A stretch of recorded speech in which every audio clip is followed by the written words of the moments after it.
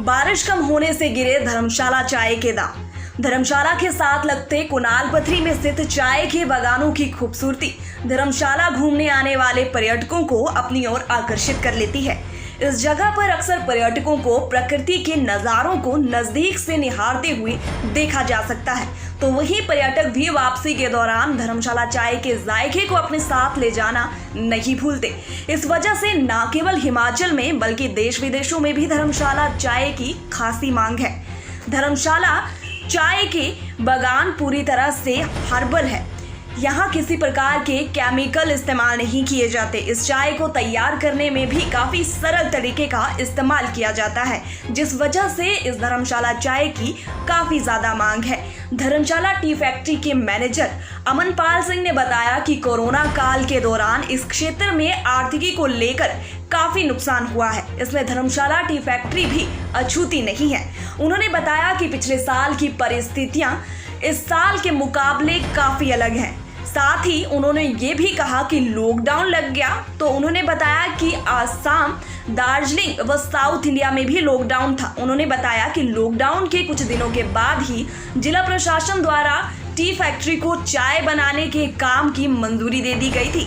उन्होंने बताया कि टी फैक्ट्री को इस बात से मुनाफा हुआ कि असम, दार्जिलिंग व साउथ इंडिया में सभी फैक्ट्रियां बंद थी, जिस कारण धर्मशाला चाय की बिक्री में बढ़ोतरी दर्ज की गई। उन्होंने बताया कि पिछले साल मौसम भी अच्छा रहा और बारिश भी खूब हुई, जिस वजह से चाय की पत्तियों में नई कोपले भी आई, जिस वजह से फैक्ट्री ने बम्पर कमाई की थी।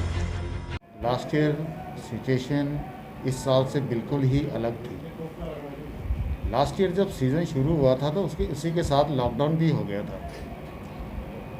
असम में भी लॉकडाउन था, दार्जिलिंग में भी लॉकडाउन था, साउथ इंडिया में भी लॉकडाउन था।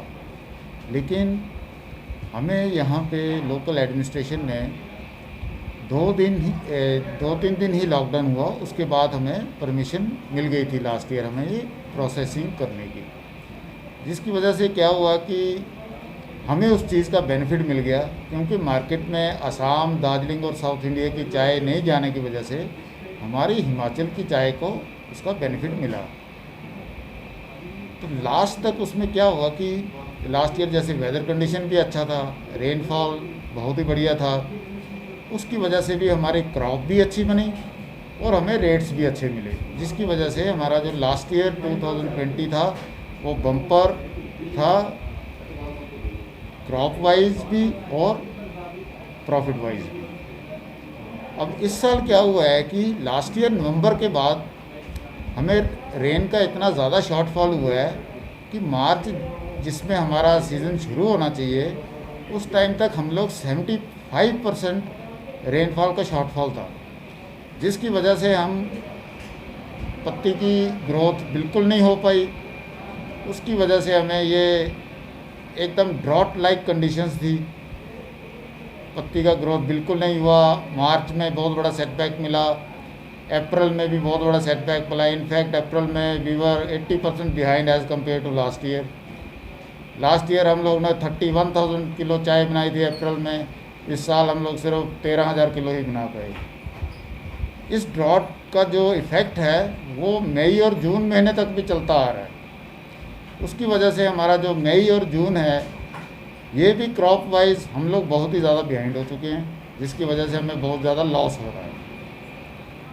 अब ये जो हम लोग एक्सपेक्ट करते हैं कि जुलाई में जैसे हमें लास्ट ऑफ जून में हमें अच्छी तरह से बारिश मिली है, तो हम लोग एक्सपेक्ट कर रहे हैं कि ये जो जुलाई है ये महीना हमारा अच्छा जाएगा। अप्रैल और मई तक रेट्स अच्छे थे, मार्केट में थोड़ी डिमांड थी, लेकिन जून के बाद रेट्स भी गिर चुके हैं और मार्केट में डिमांड भी बहुत ही कम है।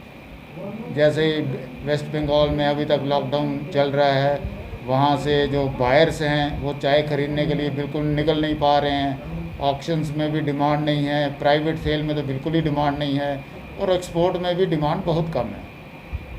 और सर किस तरह का प्रोसेस रहता है, कितना टाइम लगता है जब पत्तियाँ जो यहाँ पे फैक्ट्री में लाई जाती हैं और चाय पत्ती तैयार होने में प्रोसेस के लिए कितना समय का अंतर रहता है? इसमें ऐसा ना, जैसे जो ग्रीन लीफ प्लकिंग होता है, जब हम लोग जो पत्तियों को तोड़ते तोड़ाई की जाती है प्रोसेसिंग के लिए, जैसे आज जो ग्रीन लीफ प्लकिंग हुआ वो आज शाम तक पूरी फैक्ट्री में पहुंच जाएगी।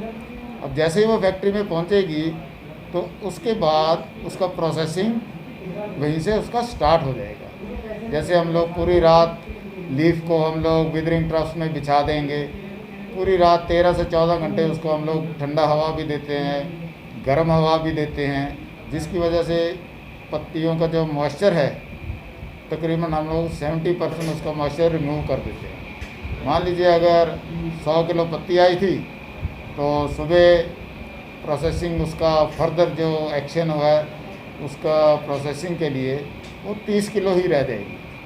उसके बाद जैसे ही वो ग्रीन लीफ का मॉइस्चर उड़ जाता है, नेक्स्ट डे मॉर्निंग हम लोग उसकी रोलिंग स्टार्ट कर देते हैं। रोलिंग स्टार्ट होने के बाद तकरीबन कोई 1 घंटा उसमें लग जाता है टाइम में, जिसकी वजह से पत्तियों का कलर जो है चेंज होने लगता है ड्यू टू ऑक्सीडेशन प्रोसेस। उसके बाद जैसे ही रोलिंग कंप्लीट होता है फिर हम लोग उस लीफ को नीचे फ्लोर पे बिछा देते हैं to slow down the oxidation process. जैसे ही लीफ थोड़ा ठंडा होना स्टार्ट होता है और उसमें अरोमा आना स्टार्ट हो जाएगा तो हम लोग उसको उठा के ड्रायर में ले जाएंगे, उसको पूरी तरह से ड्राई करने के लिए। जब ड्रायर में हम लोग उसको तकरीबन 225 डिग्री फ़ारेनहीट और 22 मिनट तक उसकी पास करेंगे, ड्रायर में से उसको गर्म हवा में पास करेंगे। तो जब वो चाय ड्रायर में से निकलती है वो सारी मिक्स होती है, उसमें लॉन्ग लीफ भी होता है, स्मॉल लीफ भी होता है, उसमें ब्रोकन, फैनिंग, डस्ट के सारे मिक्स होते हैं। फिर हम लोग उस चाय को सॉर्टिंग और ग्रेडिंग रूम में ले जाते हैं जहाँ पे उसकी सॉर्टिंग और ग्रेडिंग की जाती है। वहाँ पे अलग अलग ग्रेड को सेग्रीगेट किया जाता है, उसके बाद ग्रेड वाइज उसकी पैकिंग होती है। इन हिमाचल के लिए धर्मशाला से पूजा कपूर की ये खास रिपोर्ट।